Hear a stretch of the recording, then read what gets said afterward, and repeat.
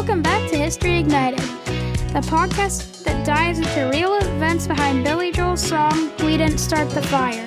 We're going one meal at a time and showing history. It isn't just dates and names, but people, choices, and surprises. I'm Amy. I'm Dave. I'm Caroline. Before we start today's topic, I want to give a shout out to my good friend from Scouts, Axel.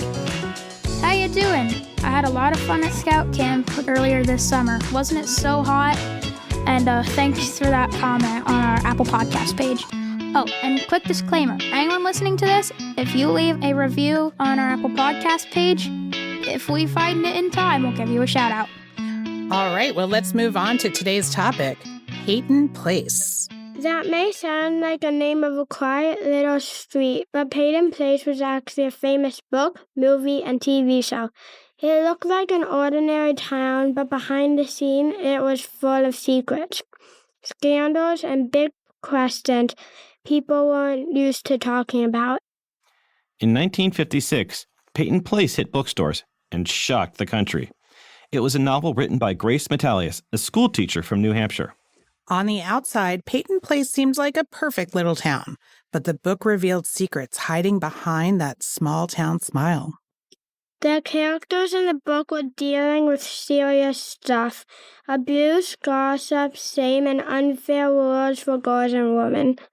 That wasn't what people expected in a best-selling book. The book didn't hold back. That's what made it such a big deal. It talked about things that people whispered about but never said out loud. It sold over 12 million copies and stayed on the bestseller list for more than a year. But not everyone was happy about it.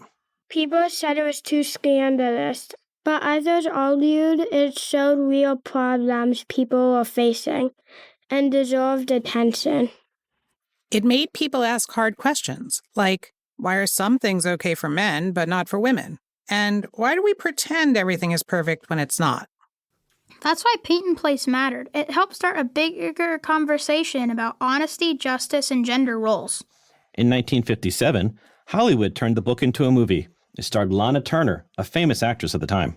The movie cleaned up some of the most intense parts of the story, but it was still a huge hit. It got 9 Academy Award nominations. It was one of those stories that just kept going. People couldn't stop talking about it. And it didn't stop there at all. In 1964, Peyton Place became one of the first primetime TV soap operas. It came on at night and had weekly cliffhangers.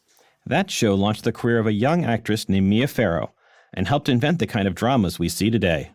Before Peyton Place, TV shows mostly showed happy families and perfect neighborhoods. But this one showed conflict, secrets, and feelings people didn't usually see on screen.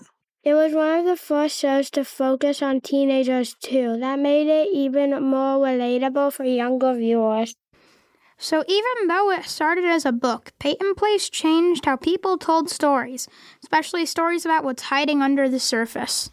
Billy Joel included it in We Didn't Start the Fire because it captured something important about America in the 1950s and 60s. It wasn't just a bestseller, it held up a mirror and made people see what was really going on. Sometimes books and TV shows don't just entertain, they wake people up. Like our podcast. Oh, yeah. All right, it's joke time. Go ahead, Caroline. Why was Cinderella so bad at soccer?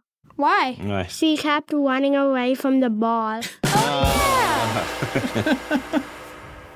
Thanks for joining us on History Ignited. History isn't just about big events. It's about the people who lived them and the stories they told. And remember, teach kids history. Prevent repeats. Bye. Bye, everyone. Bye, everyone. Bye. See you next week. Bye. Wait, Just like that. We're done.